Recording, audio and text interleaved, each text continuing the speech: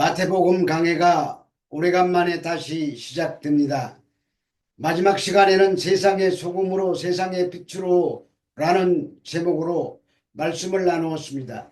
지나간 부분을 조금 돌이켜보면 새로운 나라를 건설하시려고 오신 예수님께서 나라의 통치자로서 그의 백성들인 제자들을 불러 산 위에서 새로운 나라의 통치 질서와 새로운 윤리, 새로운 가치를 말씀하셨습니다. 그런데 당대 사람들의 인식에서는 도저히 납득이 안 되는 굉장히 새롭고 특이한 전혀 다른 질서였고 전혀 다른 가치였고 전혀 다른 원리였습니다. 그래서 새로운 나라를 추구하려다 보면 박해를 받게 될 것이라고 하셨고 그 박해를 견디며 살아내는 삶의 방식이 제자들이 소금으로서의 빛으로서의 삶을 감당하는 것이라고 하셨습니다. 그러면서 그러한 삶이야말로 바리새인들과 서기관들보다도 더 나은 의가 된다는 것입니다. 그래서 그 사실을 결론으로 이끌어내시기 위하여 17절에서 19절까지에 먼저 율법이 얼마나 가치가 있는 것이며 그 가치 있는 율법을 목숨을 걸고 지키려고 했던 바리새인들과 서기관들의 추구했던 것을 서기관들과 바리새인들의 의라고 결론을 내리시고 주님이 주신 새로운 질서, 새로운 윤리, 새로운 가치가 더 나은 의라고 말씀하십니다. 마태복음 5장 17절의 말씀입니다. 내가 율법이나 선지자를 폐하러 온 줄로 생각하지 말라. 폐하러 온 것이 아니요 완전하게 하려 함이라. 이 말씀 속에는 표현되어 있지 않지만 예수님의 바리새인과 서기관들의 제자들이 의가 되는 너희의 의를 비교하고 싶은 의중이 담겨 있습니다. 20절에서 언급되는 너희의 의는 산상설교를 듣고 있는 하나님의 백성들에게 지금 말씀하시는 그 의를 말씀합니다. 그런데 서기관과 바리새인들이 붙잡고 있었던 의는 율법의 의였습니다. 그래서 예수님의 새로운 관점의 말씀대로라면 율법은 가치 없는 것이므로 폐기해야 한다는 말이 아니라 완전케 하려 함이라고 하십니다. 여기서 율법이란 모세오경, 더 나아가 구약 성경 전체를 가리킵니다. 그리고 선지자는 구약 성경을 한마디로 가리키는 관용적 표현입니다. 그러므로 율법이나 선지자는 구약 성경을 말합니다.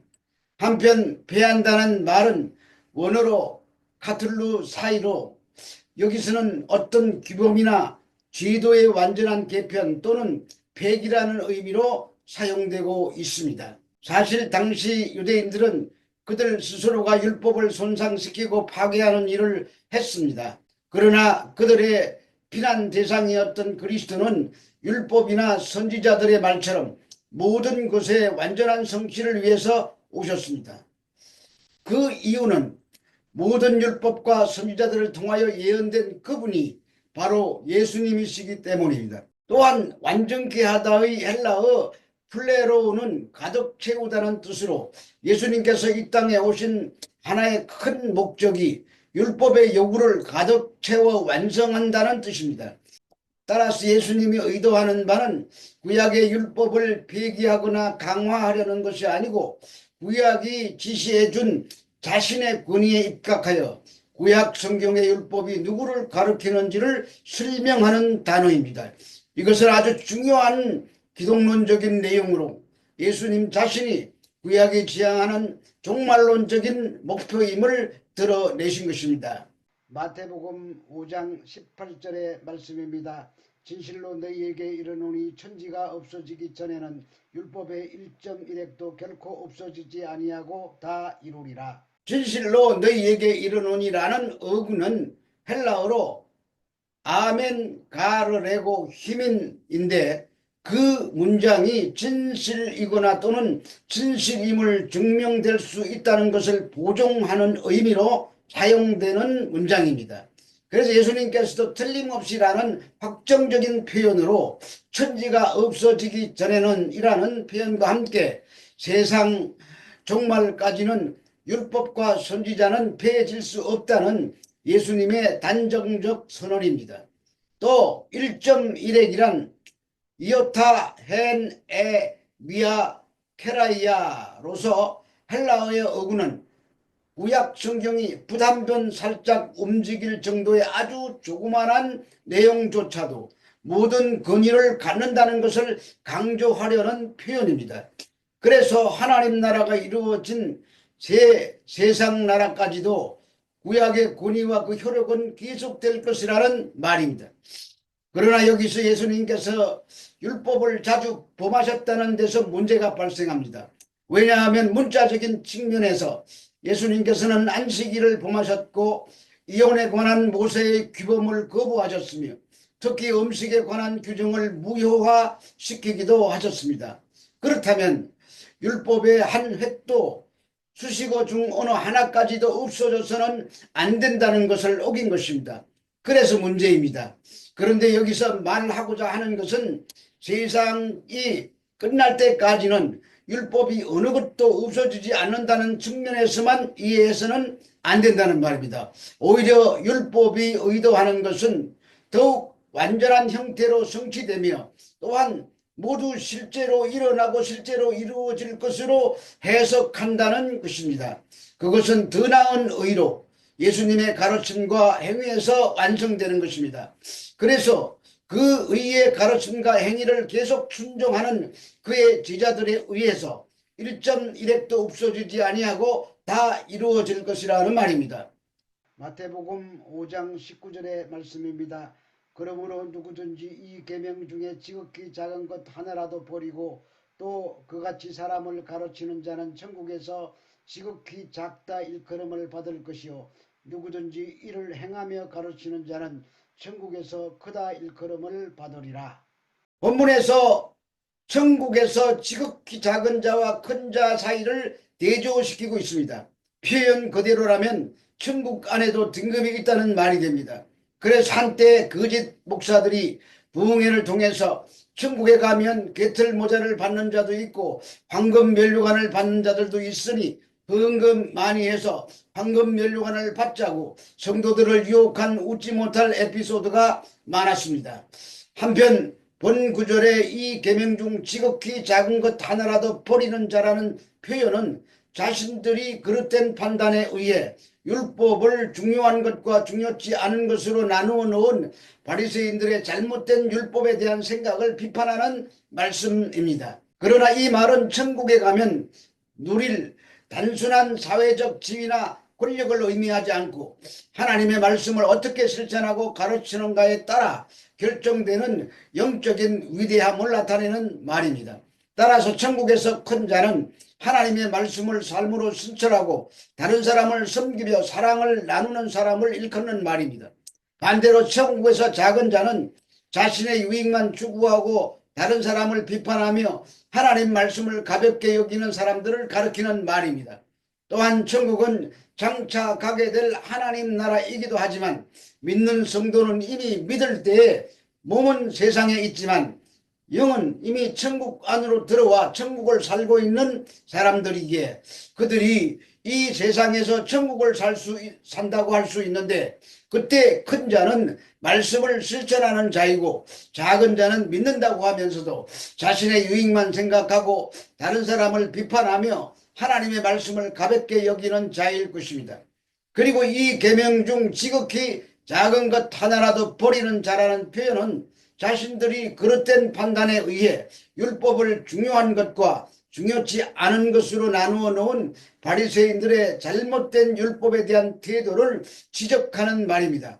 그런데 이와 같은 모든 율법과 선지자는 예수님이 오심으로써 폐기된 것이 아니라 이미 완성되어 성취된 것입니다.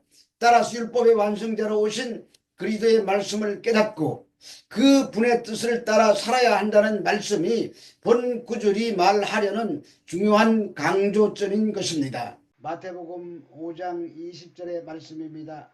진실로 너희에게 이르노니 천지가 없어지기 전에는 율법의 1.1획도 결코 없어지지 아니하고 다 이루리라.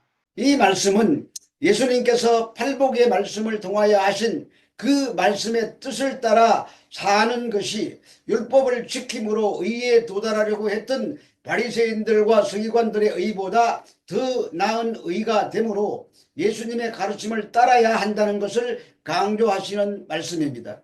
그러나 은혜의 시대를 여시는 예수님의 새로운 가르침은 쉬운 것이 아닙니다. 오히려 한 단계 앞선 문자를 따라 지키는 형식적인 율법을 뛰어넘어 예수님의 가르침에 전적으로 순종하여 진심으로 온전하게 되는 것을 요구하는 말씀입니다. 서기관들이나 바리새인들이 율법이 형식을 붙들고 살았다면 새로운 의는 예수님의 가르침에 내면적으로 온전히 동의하며 겉으로 나타나는 진심 어린 순종이 따라와야 한다는 말입니다. 따라서 이는 보다 많은 계명과 율법을 지켜야 한다는 의미가 아니라 예수 그리스도를 믿는 믿음으로 얻는 의를 따라가야 한다는 말입니다. 한편 바리새인들과 서기관들은 이스라엘에서 가장 엄격한 종교 집단의 무리였습니다. 굳이 예수님께서 그들을 비판하신 것은 그들이 만들어 놓은 복잡하고 수많은 규정 때문에 도덕적인 사회가 이루어질 수 있었을지는 모르나 그로 인해서 율법의 권위가 상대적으로 실추되어 성경에서 요구한 성결이라는 거룩한 요구에 미치지 못하였기 때문입니다. 그러나 이런 점 때문에 율법으로 얻는 의를 부인하는 것이 아니고 더 나은 의를 추구해야 한다는 말입니다. 바리새인들은 율법의 조문에 철저하게 순종했는데 그들은 모든 세금 이외에도 정확하게 수입의 10%를 헌금했으며 하나님의 안식일과 율법의 가르침을 포기하지 않기 위해 목숨을 걸었습니다. 또한 자신들의 삶에서 하나님이 다른 모든 것보다도 더 중요하게 될 때 비로소 자신들의 삶이 진정한 인간적인 삶이 된다고 생각했습니다. 이처럼 그들의 행위로는 누구보다 훌륭했습니다. 겉으로는 어떤 종교인들보다도 위대했습니다.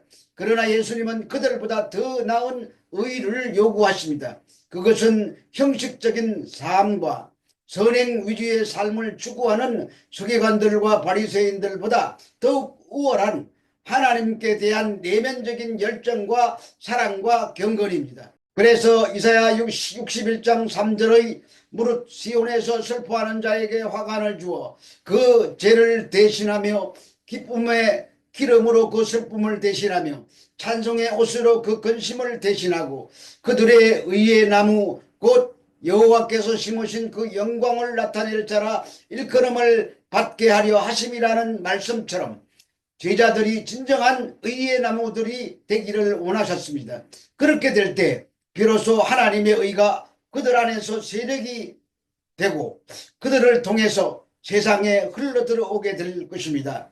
그러므로 성도는 더 나은 의가 되는 예수님의 말씀을 따라 순종하는 삶을 살아내야 하는 것입니다. 그것이 율법을 완전하게 하는 더 나은 의가 되는 것입니다. 율법은 결코 잘못되거나 악한 것이 아닙니다. 그러나 율법에 매여 거기에만 머물지 말고 새로운 의가 되는 예수님의 말씀을 쫓아 사는 것이 율법을 완전케 하는 것이며 더 나은 의가 되어 우리로 의로운 자로 여김을 받게 만드는 것입니다.